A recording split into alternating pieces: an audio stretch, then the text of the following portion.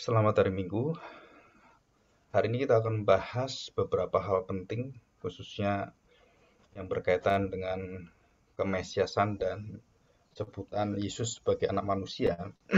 Yang hari ini kita mempunyai tema yang nanti saya sharekan di dalam share screen, dalam PowerPoint. Kita akan membahas tentang Yesus dan hari Sabat, anak manusia dan hari Sabat.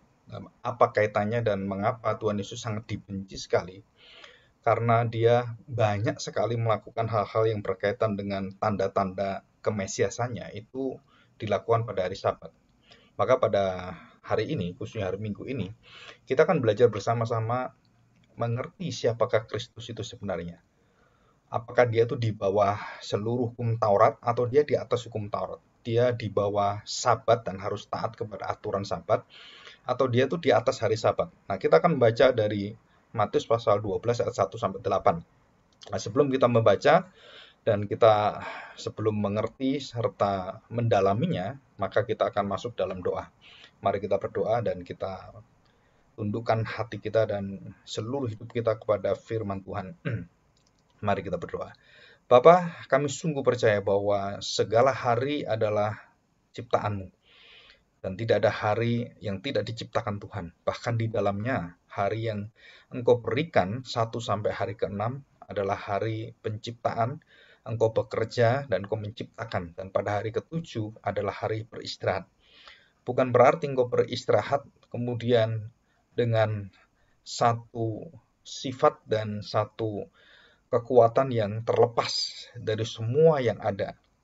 Tapi Engkau bekerja. Bahkan pada hari Sabat pun Engkau bekerja dengan luar biasa dalam belas kasihan-Mu, dalam kemurahan-Mu, dan disitulah hari Sabat adalah hari di mana Engkau menyatakan seluruh sifat-sifat ilahi yang paling mendalam, itu Engkau berikan kepada kami dalam firman-Mu dan di dalam Engkau menjadi manusia sebagai Yesus Kristus dan Juru Selamat kami dan Tuhan kami yang kami sembah hari ini, yang kami agungkan, kami tinggikan, membukakan satu rahasia yang besar, bahwa manusia itu bukan diciptakan untuk hari Sabat, tetapi hari Sabat diciptakan untuk manusia. Bahkan Yesus anak manusia melebihi dari hari Sabat. Dialah menciptakan manusia dan dialah yang juga menciptakan Sabat.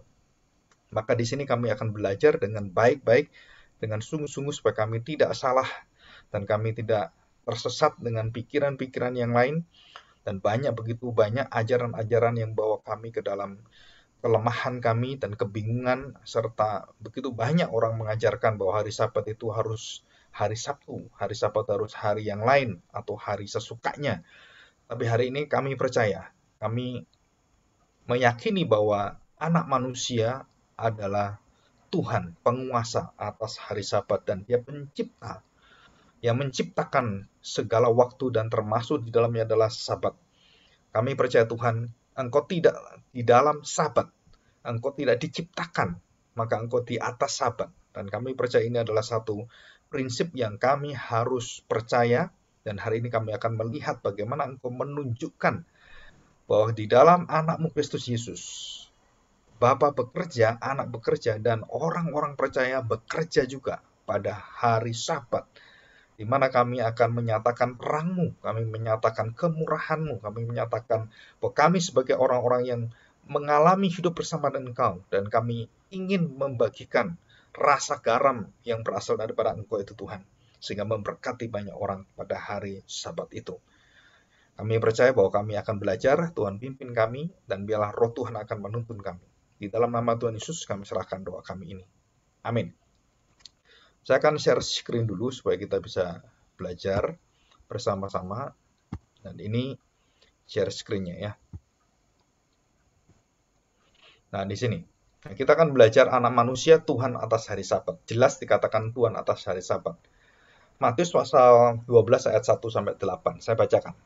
Murid-murid memetik gandum pada hari Sabat. Perikopnya Matius 12 ayat 1 sampai 8, dan ada di Markus pasal 2 ayat 23 sampai 28, dan Lukas pasal 6 ayat 1 sampai ayat 5. Dan itu pembahasannya dan narasinya agak berbeda ya, tapi intinya sama semua. Matius pasal 12 ayat 1. Demikian bunyi firman Tuhan. Pada waktu itu, pada hari Sabat, Yesus berjalan di ladang gandum. Jadi ini ada satu ladang gandum kan, dan dia berjalan di sana pada hari Sabat. Karena lapar, murid-muridnya memetik bulir gandum dan memakannya. Memetik kemudian makan karena lapar. Jadi sudah mungkin mereka merasakan bahwa nggak bisa ditahan, maka mereka ambil makan itu dan dipetiklah bulir gandum itu dan memakannya, ya, langsung memakannya. Melihat itu, berkatalah orang-orang Farisi kepadanya, lihatlah, murid-muridmu berbuat sesuatu yang tidak diperbolehkan pada hari Sabat. Jadi perbuatannya itu melanggar Sabat. Sabat yang mana? Hari Sabat yang mana? Sabat yang firman Tuhan atau Sabat yang tradisi mereka, yang mereka ciptakan, yang mereka tafsirkan. Dan jelas ini adalah Sabat yang mereka tafsirkan dengan seluruh ketentuan-ketentuan tambahan-tambahan yang begitu banyak tentang Sabat. Tidak boleh menyalakan api, tidak boleh mengambil barang-barang, dan tidak boleh juga naik lift pun, tidak boleh memakai tangan kita pun, itu harus berdiam. Jadi di Israel itu semua lift kalau hari Sabat itu berjalan sendiri dan disetting semua secara otomatis, dan banyak hal semua disetting.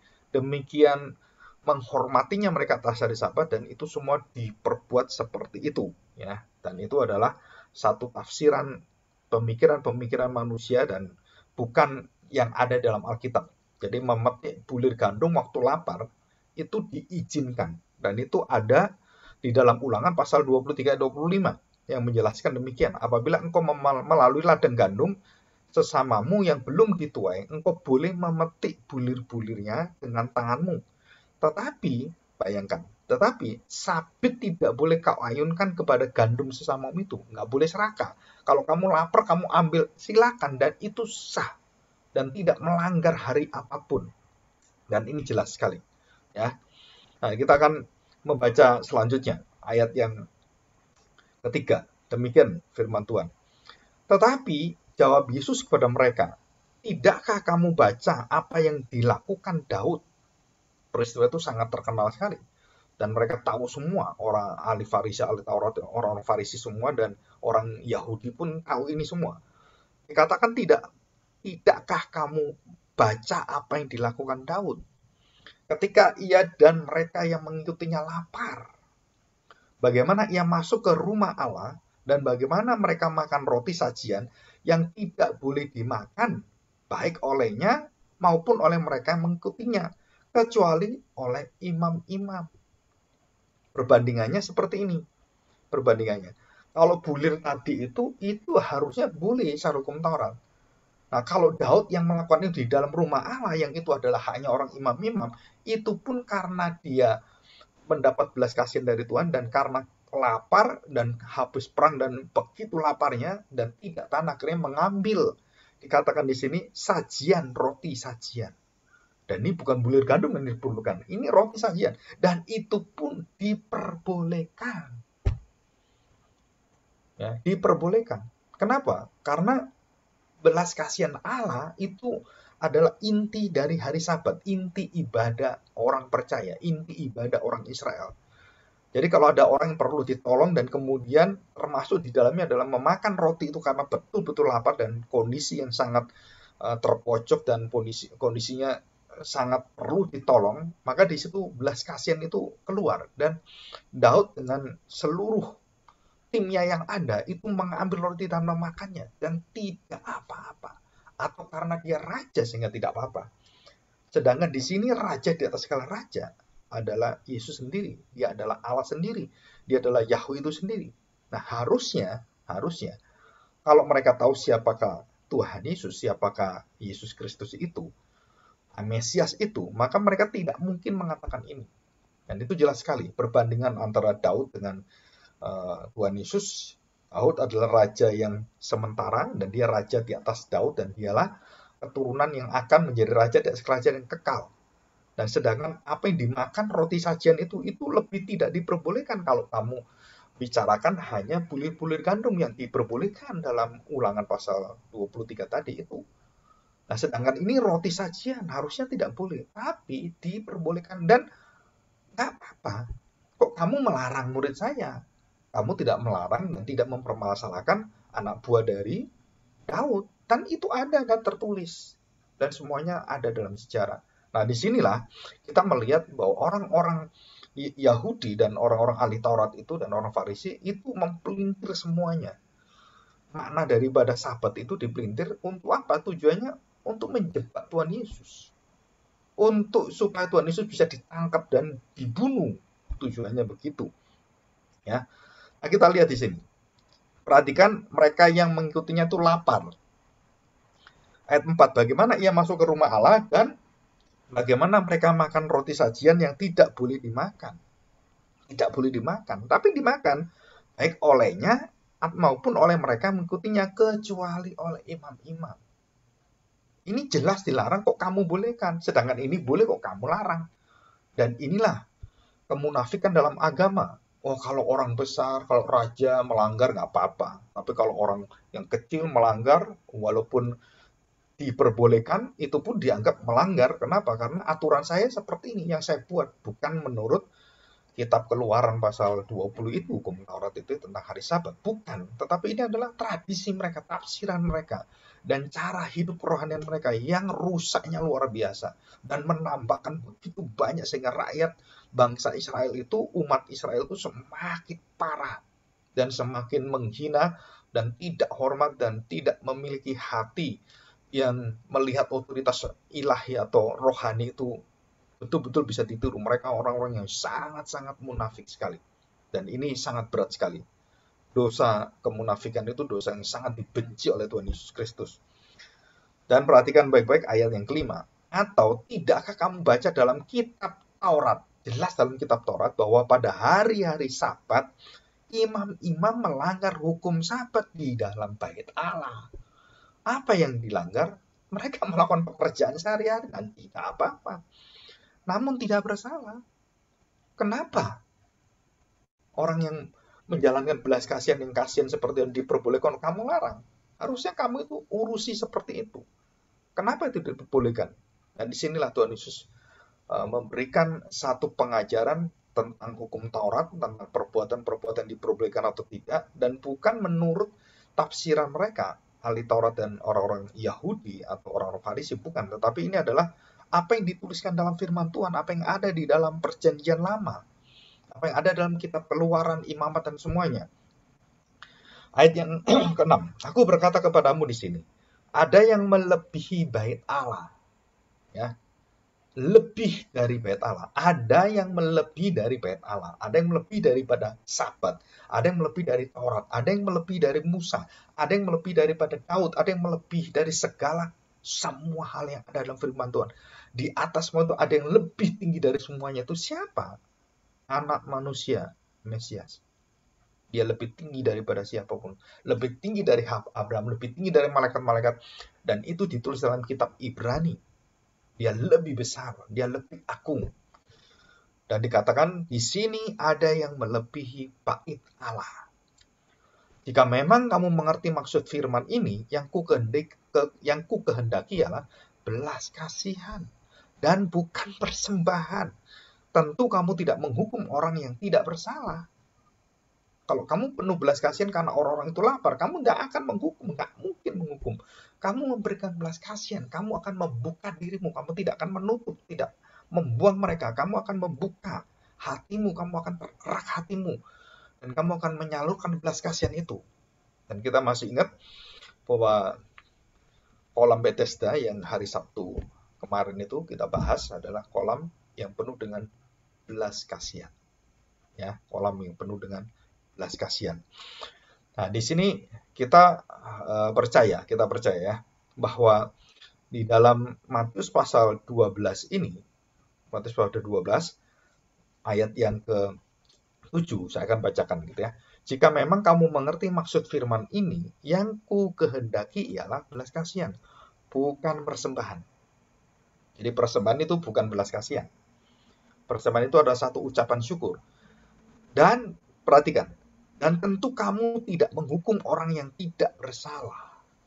Jadi muridku tidak bersalah. Dia melakukan apa yang ada dalam firman Tuhan. Dan mereka ambil itu dengan tangannya, bukan dengan sabit. Karena dia lapar dan diizinkan. Orang yang punya tumbuh-tumbuhan atau pohon mangga dan semuanya, ada orang ngambil satu marah-marah gitu kan, untuk karena lapar. Anak-anak kecil itu kan, dulu saya juga pernah tanda petik nyolong seperti itu, tetapi waktu saya baca Alkitab, enggak, itu enggak nyolong, itu diizinkan kalau lapar. Tapi kalau memang nyolong nggak boleh.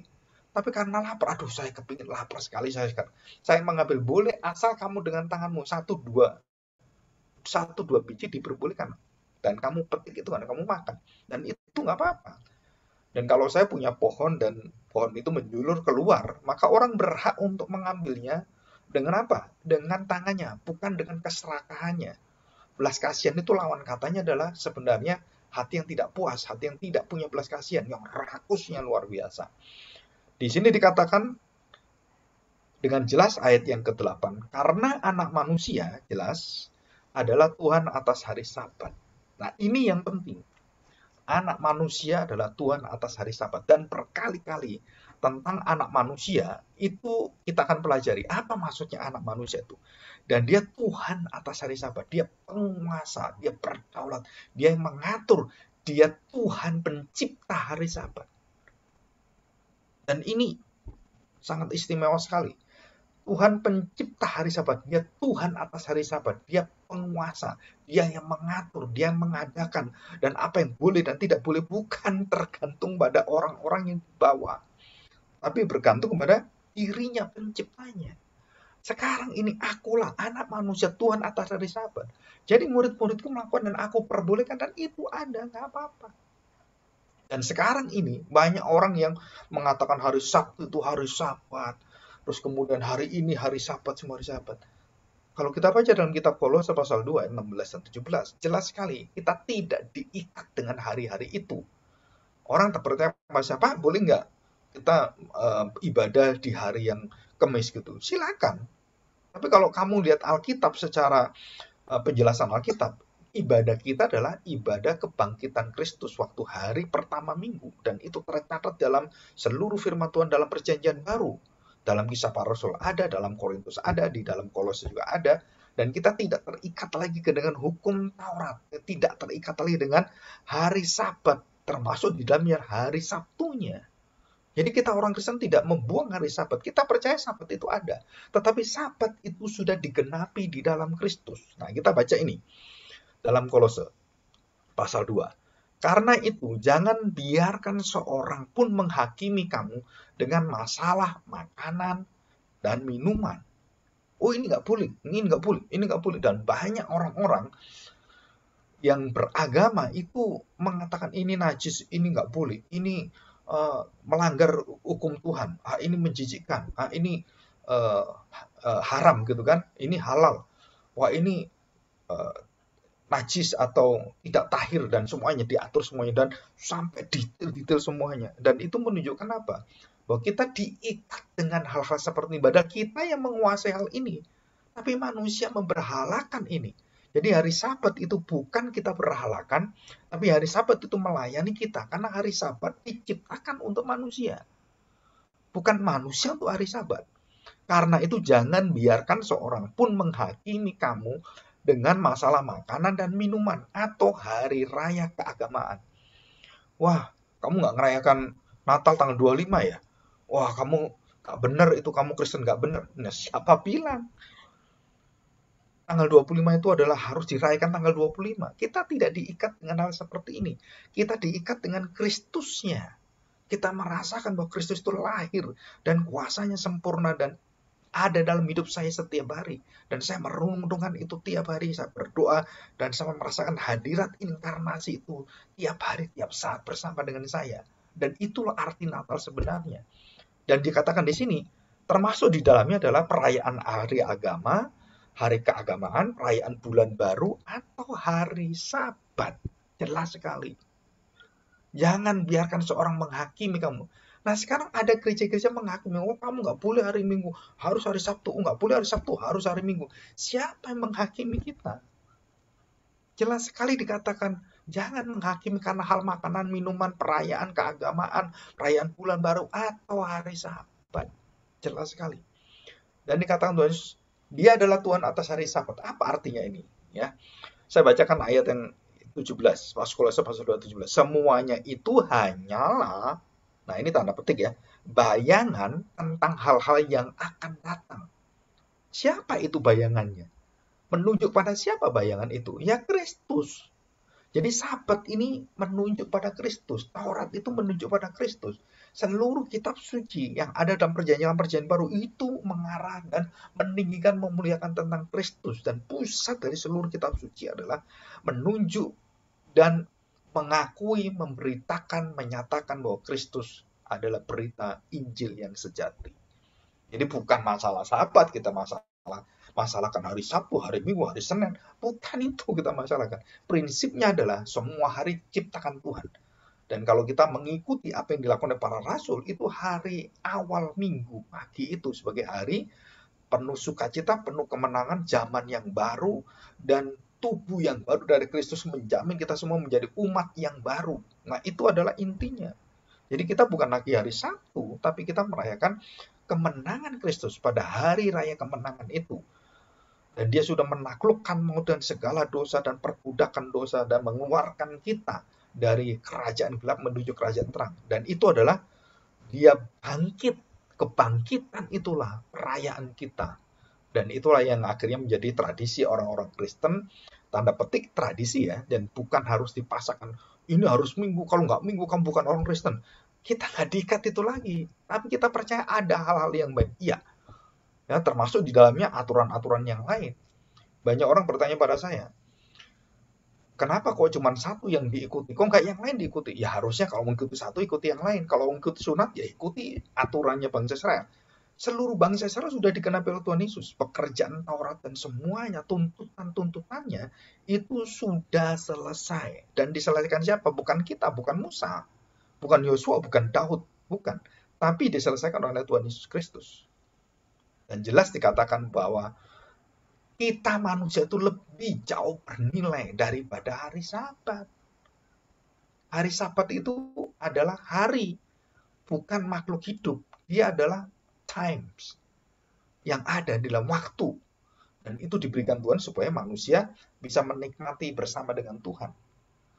Bisa menikmati bagaimana tuh kemenangan, perayaan, dan sukacita yang luar biasa. Dan Tuhan beristirahat dalam arti bukan tidak bekerja. Tuhan beristirahat artinya menikmati seluruh ciptaan. Dan dengan seluruh ciptaan itu, dia menyatakan sukacitanya. Karena jatuh dalam dosa, maka sukacita itu menjadi tertutup. Dan Tuhan memberikan belas kasihannya di hari raya, di hari perayaan, di hari ibadah. Maka ibadah itu intinya adalah jelas sekali dikatakan sini di dalam ayat ini. Ya, apa yang dikatakan di dalam ayat ini adalah kitab Taurat itu dikatakan jelas sekali bahwa melebihi dari hari Sabat Tuhan Yesus, dan dikatakan ayat yang ketujuh, jika memang kamu mengerti maksud firman ini, yang ku kehendaki ialah belas kasihan dan bukan persembahan. Jadi belas kasihan. Kita harus ingat pada orang-orang berdosa yang belum mengenal Kristus. Jadi bukan utak-atik gitu kan. Bukan mempermasalahkan hari Sabtu, hari Minggu, hari Senin. Ini ibadahnya kapan, dan kita bertanya seperti itu. Kalau kita mau jelas gitu ya, ada seorang ahli perhitungan waktu dan semuanya, bumi dan semuanya itu bergerak, itu berubah-ubah loh. Berubah-ubah. Maka orang Israel itu memiliki penanggalan itu dua, bukan satu. Penanggalan secara lunar dan penanggalan secara solar. Dan dia memakai dua ini. Sedangkan orang-orang beragama salah satu saja. Orang dunia cuma salah satu. Orang Israel satu-satunya memiliki dua perhitungan kalender. Kenapa? Karena itu baru tepat, baru bisa dihitung kalau dua-dua itu dimasukkan di dalamnya. Bukan hanya bulannya, tapi juga bagaimana kalender solarnya, tahunannya itu, dan musimnya semua. Dan itu telitinya. Itu pun akhirnya ada selisih, dan setiap selisih itu akhirnya ditambahkan kembali untuk dihitung lagi, ditambahkan. Jadi ditambahkan hari lagi, dan banyak sekali perhitungan-perhitungan yang untuk menghitung selisihnya itu. Dan ini rumit sekali, ya. Tetapi itu ada dalam sejarah. Jadi kita harus tahu, ya, ketepatan hari itu kapan. Kita benar-benar tidak tahu sebenarnya. Ya, apakah hari Sabtu ini dengan dulu sama dengan awalnya sama gitu, dan hari Sabtu Minggu sama. Nah, kita tahu bahwa penetapan hari Sabat itu waktu dilakukan sebagai satu kebudayaan dalam bangsa Israel yang berasal daripada perintah Tuhan, itu pada waktu bangsa Israel ada. Abraham dan semuanya tidak memiliki Sabat. Tidak ada perayaan Sabat. Ya, kita harus tahu ini. Oke, saya lanjutkan. Kita lihat ini ya. Sebutan anak manusia dalam Alkitab itu mengandung beberapa hal penting. Ya, saya akan dibahas ini. Yang pertama, tentang sifat otoritatif dan wewenang dari anak manusia yang berdaulat, dan dia adalah mewakili seluruh manusia, dan dia menghadap pada Allah Yahweh itu yang Bapaknya. Dan wilayah daripada seluruh yuridiksinya, wilayah daripada hukumnya, dan dia akan menghakimi sebagai anak manusia. Dia berkuasa melakukan banyak hal. Dan yang kita tahu, yang di dalam Alkitab yang membuat bangsa orang-orang Yahudi, bangsa Israel benci dengan Tuhan Yesus, termasuk ahli Taurat, orang Farisi, dan tua-tua Israel sangat membenci dia adalah karena dia mengatakan dia bisa mengampuni dosa. Anak manusia, Tuhan atas hari Sabat. Yang pertama, anak manusia mampu mengampuni orang berdosa, menebus dosa orang, mengampuninya. Dan itu hanya bisa dilakukan oleh Allah. Membereskan dosa, orang Israel, ahli Taurat, dan orang Farisi, imam besar sekalipun, tahu, tidak ada satu orang pun yang bisa membereskan dosa. Sekecil apapun dosa itu tidak pernah dibereskan dan tidak akan mampu manusia bereskan. Apalagi agama-agama kita, dengan cuci muka, dengan mandi, dengan bersih-bersih, dengan doanya, dengan tangisannya, itu tidak akan menghapuskan dosa kita. Yang bisa adalah Mesias, anak manusia ini. Dan jelas sekali, anak manusia artinya akulah anak manusia. Dan dia mengatakan, Tuhan Yesus mengatakan, aku, bukan langsung aku, tapi dikatakan anak manusia, artinya saya sendiri, berkuasa untuk mengampuni dosa. Matius 9 ayat 6, pasal 12 ayat 32, dan terus 40. Anak manusia sebagai penabur benih yang baik. Anak manusia memerintah malaikat-malaikat. Anak manusia bukan datang untuk dilayani, tetapi untuk melayani. Dan banyak yang lain tentang anak manusia. Dan jelas sekali anak manusia itu menunjukkan kepada mewakili seluruh manusia yang dikenan oleh Tuhan. Dan Tuhan menciptakan manusia itu untuk menjadi anak manusia, anak Adam. Dan Kristuslah yang mengembalikan seluruh kemanusiaan yang ideal, yang sempurna, yang diminta oleh Bapa Surgawi. Jadi dia representasi dari manusia milik Allah. Milik Allah.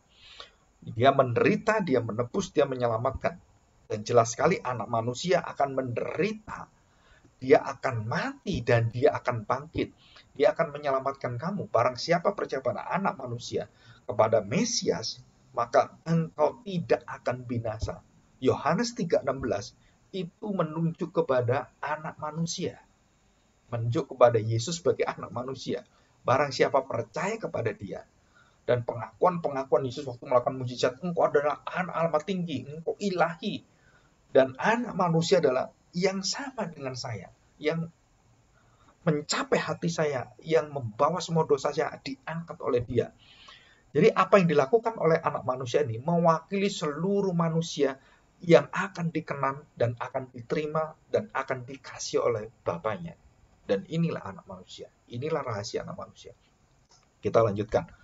Dalam Matius pasal 12 ayat 8, jelas sekali, dan juga Markus 2 ayat 28, Lukas 6 ayat 5, anak manusia adalah Tuhan atas hari Sabat. Bahkan dikatakan anak manusia adalah Tuhan atas hari Sabat, adalah penguasa Sabat, pencipta hari-hari, bulan-bulan, dan tahun semuanya. Jadi kamu jangan memperkarakan itu. Kamu harus melihat saya. Semua ini bayangan dari apa yang saya lakukan. Semua menunjukkan kepada karyaku yang akan aku jalani semuanya. Dan sangat ajaib sekali. Tuhan Yesus waktu mati di kayu salib pada hari Jumat itu adalah untuk menyongsong hari Sabat yang baru. Dan kemudian dia di dalam maut itu, di dalam hari Sabat, hari Sabtu itu dia berada dalam maut. Dan pada hari Minggu dia membawa Sabat yang dihidupkan, bukan Sabat yang mati, bukan Sabat di dalam dosa, yang di dalam ritual agama adalah Sabat dalam dosa. Jangan mengulangi hari Sabat dalam ritual kematian yang seperti dilakukan Israel, tapi lakukanlah di dalam Kristus. Sabat yang dimulai dengan hari kemenangan, hari pertama. hari Minggu, dan disitulah Kristus itu menyatakan kamu harus menyembah yang dinamakan anak manusia ini, yang bertahta bersama dengan Bapa yang Maha Kuasa. Dan jelas sekali di sini dikatakan bahwa Tuhan Yesus lebih besar dari hari Sabat, lebih besar dari bait Allah. Ada di sini. Nah, ayat ini jelas ya. Di sini ada yang melebihi bait Allah pada ayat yang ke-6. Jadi siapa yang melebihi bait Allah? Ya yang menciptakan bait Allah, yang mengadakan bait Allah, yang mengadakan Sabat. Dan dialah anak manusia itu. Jadi orang-orang itu dibawa oleh Tuhan Yesus untuk mengenal dia. Waktu orang mengenal Yesus adalah Tuhan atas hari Sabat, orang-orang yang tidak terima karena memegang aturan-aturan agamanya, tafsiran-tafsirannya melawan Tuhan Yesus. Melawan semua apa yang kebenaran itu. Dan hari ini juga sama, kekristenan sama. Kekristenan yang benar, yang sesungguhnya, yang berada di atas hari Sabat, dan kita diciptakan adalah bukan untuk melayani hari Sabat. Hari Sabat diciptakan untuk melayani kita. Hari Sabat ada diciptakan Tuhan untuk melayani manusia. Bukan kita kemudian dipimpin, oh ini hari Sabtu, ini hari Minggu, nggak boleh ini, kita harus berdiam. Bukannya seperti itu. Kita yang menguasai hari itu. Kita yang akan memberikan tata layanan kita, kepercayaan Tuhan berikan pada kita. Hari Sabat itu ada hari kepercayaan Tuhan kepada kita. Untuk apa? Untuk berkarya dan menyatakan belas kasihan Allah. Menyatakan kepada orang-orang berusaha dunia yang gelap ini. Dan kita bukan menikmati Kristus saja yang ilahi, yang penuh dengan kuasanya, tetapi kita juga membawa Kristus itu yang secara tubuh manusiawi mati bagi orang berdosa. Kita bawa itu dan kasihnya itu dinyatakan pada dunia ini sehingga terang itu bercahaya. Dan ini penting sekali. Ya. Jadi hari Sabat dijadikan untuk manusia, bukan manusia dijadikan untuk hari Sabat. Jangan dibalik-balik. Begitu kita salah mengagungkan hari satu saja, hari Minggu itu betul-betul hari, dan kita berada diperbudak oleh hari itu, kita memasukin dosa yang sama yang Tuhan Yesus katakan. Dan kita seperti orang Farisi, ahli Taurat, dan tua-tua dan bangsa Yahudi itu yang salah dan menambahkan tradisi dan tafsiran-tafsiran. Kita kembali menambahkan ini. Celakalah kita. Banyak orang-orang yang belum mengerti ini. Kalau kamu melihat Kristus sebagai wujud daripada Sabat itu, kamu tidak mungkin akan ngotot bahwa hari Sabat itu harus Minggu, harus Senin, Selasa. Bukan, Kristuslah. Apa yang dilakukan Kristuslah. Kristus mengatakan kemenangan, dan itu hari Sabat adalah hari awal kemenangan kebangkitannya. Nah, itulah kita lakukan itu. Dan itu pun bukan harinya yang akan menjadi Tuhan kita, tapi Kristusnya. Dan ini membuat kita berbeda dengan orang-orang yang fanatik dalam agama-agama itu. Nah, kita tidak jatuh di dalam kefanatikan seperti itu. Tetapi kita betul-betul mengerti maknanya, dan apa dasarnya di situ adalah Kristus, bukan bayangannya, bukan gambarannya, bukan simbol-simbolnya, tetapi adalah Kristusnya. Dan kita tidak perlu lagi membawa anak kambing, anak domba, kita bawa yang tidak bercacat celah. Nggak perlu lagi. Kenapa? Karena Kristus yang sudah menggantikan kita. Dan ini indah sekali. Ya. Nah, di sini kita melihat begini. Di dalam pikiran orang-orang Yahudi dan ahli Taurat dan semua orang-orang di sana yang menafsirkan dengan cara-cara yang salah dan menyesatkan itu, mereka berpikir bahwa semua itu harus melayani Sabat itu. Karena ini hari Sabat, maka mereka bikin aturan-aturan hari Sabat. Nggak boleh ini, nggak boleh itu, dan banyak ratusan aturan. Bahkan kalau ditambahkan bisa lebih daripada 1000 aturan, yang detail-detailnya itu banyak sekali. Bahkan untuk istri nggak boleh ini, suami begini, kalau sampai anak-anak melakukan ini, nggak boleh mengatakan ini, dan perbuatan-perbuatan itu sampai kepada detail-detail itu dilakukan semuanya. Dan itu sangat membebani. Jadi kita melihat Kristus Yesus, anak manusia itu membebaskan kita dari dosa kita, membebaskan kita dari kutukan Taurat, membebaskan kita dari seluruh tuntutan Taurat, dan termasuk dalamnya adalah hari-hari agama-agama tentang makanan minum. Semua itu sudah dibebaskan, dimerdekakan. Jangan kita ambil lagi. Dan kemudian menjadi kuk kita kembali, dan kita kemudian berjalan seperti orang Israel dulu lagi. masuk dalam perbudakan lagi. Bukan, kita sudah menang. Dan kita bukan di dalam ikatan kekalahan di dalam hari Sabat itu. Kita merdeka di hari Sabat. Kita tidak diperbudak di hari Sabat. Jadi semua orang yang sadar tentang pentingnya Kristus adalah wujud dan penggenap, dan dialah yang sempurna, bukan Sabatnya, bukan Sabtunya, bukan tentang hari-harinya, bukan, tetapi tentang dirinya dia. Nah, disitulah dia mengatakan ada yang melebihi daripada Sabat, melebihi dari bait Allah, melebihi dari semua nabi-nabi dan segala sesuatu, dan dialah anak manusia. Dan jelas sekali di sini.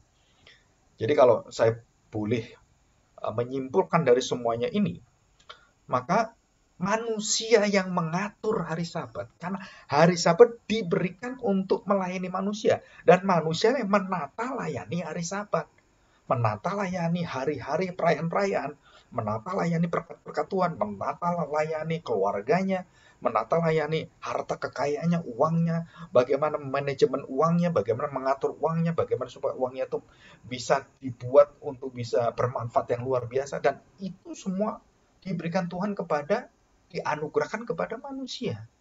Jadi jangan dibalik seperti itu. Nah, semua orang-orang yang terbalik itu adalah semua yang berkaitan dengan cara beragama. Kita balik semuanya. Jadi kalau kita cuci muka, cuci tangan, kita merasakan, wah kita layak di hadapan Tuhan. Bukan cuci muka, cuci tanganmu, kebersihan hatimu. Bagaimana engkau dilahirbarukan, engkau diterima Tuhan. Jadi kalau saya belum cuci muka, belum cuci tangan, saya ke gereja. Dan saya ikut bersama dengan Tuhan. Hati saya betul-betul kudus kalau, dan saya tahu anak manusia menebus dosa saya. Bajumu compang-camping, mukamu jelek luar biasa, dan kamu masih belum mandi sekalipun, kamu penuh dengan belas kasihan dari Tuhan, dan kamu diterima oleh Tuhan. Persembahan yang penuh belas kasihan diterima Tuhan, hati yang penuh dengan belas kasihan diterima oleh Tuhan. Jadi kalau kita memberikan pelayanan kita, saudara, itu pelayanan yang berdasarkan Allah membelas kasihan kita, Allah yang sangat memberikan hak kepada kita untuk bisa melayani. Bukan karena saya mampu, bukan karena Israel lebih hebat dari bangsa lain, bukan. Israel bangsa paling kecil di antara segala bangsa. Dia bangsa yang gampang sekali dikalahkan. Tetapi bangsa Israel ini menguasai dunia dalam segala berkat Tuhan itu. Dan kita lihat ini. Jadi manusialah yang mengatur, menata layani hari-hari Tuhan, termasuk di dalamnya adalah Sabat. Karena itu manusia otomatis lebih unggul daripada hari-hari Sabat. Dia berada di atas segala hari. Dan segala ini yang ada ciptaan ini melayani manusia. Diciptakan untuk manusia. Manusia menjadi mahkota kemuliaan dari seluruh ciptaan, termasuk di dalamnya adalah binatang-binatang dan segala sesuatu yang diatur oleh manusia. Dan hari-hari semua juga manusia yang atur. Ini luar biasa ini. Dan bagaimana mengaturnya? Ya menurut firman Tuhan, menurut Kristus yang sudah menyerahkan kuasanya itu. Dan kita tahu ini. Dan yang ketiga adalah manusia yang diinginkan oleh Allah adalah bukan manusia yang menjadi orang yang tunduk kepada seluruh aturan dunia ini, bukan, tapi yang tunduk kepada Allah, tunduk kepada firman Allah. Jadi kalau firman mengatakan yang benar A, maka kita harus berkata pada orang-orang yang salah, itu tidak benar. Karena Alkitab mengatakan bahwa kita bukan melayani hari yang melayani saya. Dan hari-hari termasuk di dalamnya adalah hari-hari khusus, hari perayaan dan semua itu melayani kita semua. Dan Tuhan berikan kepada manusia, kepada bangsa Israel khususnya, untuk mengenang karya Tuhan. Hari Paskah, hari Passover itu, kemudian hari pondok tahun, hari kemenangan, dan segala kalanya. Itu mengenang kepada apa? Karya Allah kepada manusia yang dipilih oleh Tuhan menjadi bangsa yang sangat dikasih oleh Tuhan. Ini belas kasihan Tuhan itu mengalir di sana. Dan Tuhan buka ini semuanya. Dan itulah arti daripada anak manusia Tuhan atas hari Sabat. Dan semua orang percaya Tuhannya adalah bukan Sabat, tetapi Tuhan Yesus. Nah, orang-orang yang membuat hukum-hukum baru dan tradisi dan tafsiran semua tuntutan yang baru seperti ahli Taurat itu, dan orang-orang Farisi tua-tua semuanya, orang-orang Yahudi itu membuat aturan-aturan yang menjadi Tuhannya mereka, dan mereka pun seharusnya mengikuti aturan ini. Tetapi kenyataannya apa? Mereka sendiri tidak menyentuhnya. Tuhan Yesus marah luar biasa. Di dalam Matius pasal 23, dia mengutuki orang Farisi dan ahli Taurat dan dikatakan kamu ular beludak. Kamu yang benar-benar orang-orang yang munafik sekali. Dan jelas sekali kamu merampas hak orang-orang miskin, janda-janda miskin, semua kamu ambil semuanya. Bagaimana mungkin kamu bisa menerima persembahan seorang janda miskin yang mereka pun hidup aja susah dan dia berikan itu dan kamu bisa terima dengan sukacita dan kamu buat foya-foya. Oh, itu manusia-manusia celaka. Dan kalau saya boleh katakan, banyak sekali hamba Tuhan yang sukses luar biasa karena dari uang-uang kesengsaraan jemaatnya dan dia memfoya-foyakan. Itu adalah kematian bagi hamba Tuhan ini. Dan itu akan dituntut, akan dihakimi Tuhan dengan persembahan-persembahan ini. Dan saya pernah ketemu dengan satu hamba Tuhan yang sangat sangat apa ya? Sangat kaya sekali sebenarnya. Papanya tuh orang hebat sekali, pendeta yang sangat terkenal. Dan waktu saya ngomong-ngomong itu dan perjalanan ke Jakarta dan juga ke Surabaya, saya ketemu dengan beberapa orang yang saya tanya apa sih keunggulan daripada pendeta itu, dan dia menceritakan dia punya tanah itu puluhan hektar, dia punya banyak hal yang luar biasa, dia punya ini tuh. Saya sampai kaget sekali. Ini dari mana orang ini punya kekayaan yang luar biasa? Padahal saya tahu waktu dia masih kecil, dia tuh nggak memiliki apa-apa, berada di kota-kota kecil gitu. Begitu dia mengikut Tuhan, itu hartanya berlimpah-limpah. Dan saya tahu waktu jemaatnya, waktu saya berada di gereja itu, jemaatnya itu orang-orang yang miskin sekali sebenarnya. Ada yang tukang beca, ada yang tukang jual pecel, banyak sekali. Dan mereka orang-orang setia memberikan persembahannya. Tanda petik itu ya, perpuluhannya, walaupun kita tahu perpuluhan tidak pernah mengikat kita. Kita menelata layani persembahan termasuk dalam perpuluhan. Manusia atas hari Sabat, manusia atas Taurat, manusia atas persembahan. Dan itu prinsip. Dan bagaimana orang-orang ini kemudian mengumpulkan uangnya dan ribuan orang, ratusan ribu orang itu mengumpulkan pada gereja. Dan diambil oleh hamba Tuhan ini. Oleh keluarga yang dibagi-bagi dan untuk beli ini, beli itu, dan banyak sekali. Dan tidak memikirkan kehidupan jemaat yang sengsara. Ini kematian, ini celaka yang luar biasa. Engkau pikir engkau senang-senang, engkau akan masuk neraka. Dan itu dibenci oleh Tuhan Yesus. Celakalah kamu, ular beludak kamu. Dan itu jelas sekali. Dan disitulah orang Farisi ahli Taurat benci dengan Tuhan Yesus, ingin bunuh dia. Kenapa? Karena dia buka aibnya semua. Dosa-dosa ahli Taurat, orang Farisi, para imam itu semuanya, dan bangsa Yahudi, orang Yehuda itu penuh dengan kebohongan, kemunafikan rohani, menutupi semua itu dengan kepalsuan agama, dengan tuntutan-tuntutan seperti itu, dan mereka tidak menyentuhnya sama sekali. Kasihan sekali. Dan inilah hari ini kita belajar. Mari kita menata layani. Kita diberikan oleh Tuhan satu kuasa sebagai anak-anak Allah. Dan kita harus juga menguasai hari-hari kita yang Tuhan berikan pada kita. Dan kita bisa untuk menata layani ini. Dan keluarga kita, pekerjaan kita, itu semua melayani kemuliaan Tuhan di dalamnya. Dan kita bersyukur hari ini. Kita mohon pertolongan Tuhan.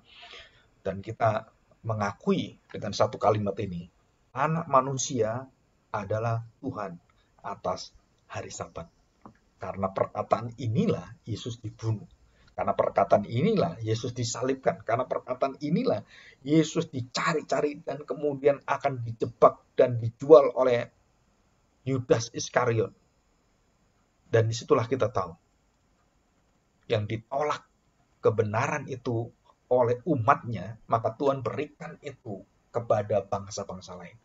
Yang diundang tidak datang dan dipaksa tidak datang dengan alasan macam-macam, maka Tuhan mengundang yang lain dan masih ada tempat, maka Tuhan meminta supaya mengundang semua orang yang di pinggir-pinggir jalan, ayo masuk semuanya, supaya mereka ikut pada pesta anak manusia. Dan apakah kita tahu hal ini? Dan keselamatan itu hanya ada di dalam anak manusia. Aku datang untuk menyelamatkan. Aku datang bukan untuk menghakimi. Aku datang untuk melayani, bukan untuk dilayani. Aku datang untuk menebus dosamu, bukan untuk kamu supaya menebus dosamu, bukan. Aku yang akan mengampuni kamu, bukan kamu yang akan mengampuni dosamu sendiri. Bukan, akulah yang akan mengampuni. Baru kamu bisa mengampuni orang lain dan dirimu sendiri. Mari kita berdoa dan kita mohon pertolongan Tuhan pada hari ini. Supaya kita benar-benar tahu bahwa Yesus, anak manusia, adalah Tuhan, pencipta, penguasa atas hari Sabat. Dan kita semuanya tidak terikat lagi dengan ikatan-ikatan secara agama, secara perbudakan apapun. Dan kita tidak terikat dengan hari, tetapi kita terikat dengan Kristus yang menguasai semua hari, termasuk di dalamnya adalah hari Sabat. Bapa, kami bersyukur di hadapan-Mu hari ini. Tuhan, tolong kami supaya kami sungguh-sungguh mau belajar dalam kebenaran. Kami tahu Tuhan bahwa kami tidak boleh memilih hari dan mengistimewakan termasuk ulang tahun kami sendiri. Apapun termasuk kenangan-kenangan yang sangat indah. Itu bukan Tuhan kami. Bukan berada di atas kami, tapi berada di bawah kami. Kami harus menata layani, kami harus mengingat baik itu hari kelahiran kami, dan kita harus mengingat juga hari Tuhan akan panggil kami sebagai orang yang akan dipanggil oleh Tuhan dalam kematian. Kami tahu Tuhan, semua hari adalah milik-Mu. Dalam sukacita yang besar, Engkau penguasa atas hari-hari, penguasa atas hidup kami, dan Engkau berikan hak-Mu kepada kami untuk mengatur sebagai umat yang Kau ciptakan baru di dalam Kristus anak-Mu. Dan tidak terikat lagi dengan Taurat dan semuanya. Dengan kasih yang sempurna, kami akan melayani Engkau. Dengan belas kasihan-Mu, kami akan berjalan bersama dengan Tuhan. Berjalan bersama dengan kedamaian-Mu. Berjalan dengan kuasa kasih setia-Mu Tuhan, yang melebihi dari hidup kami. Terima kasih Bapa. Terima kasih Tuhan Yesus. Dan terima kasih Roh Kudus. Kami serahkan hati kami semua. Haleluya. Amin. Terima kasih. Kita akan masuk pada hal-hal selanjutnya dalam firman Tuhan pada hari Minggu ini. Dan kita berdoa supaya kondisi COVID yang semakin berat, dan hari ini kita tahu melebihi dari 20.000 yang ada di Indonesia. Dan kita masuk dalam ranking yang kelima.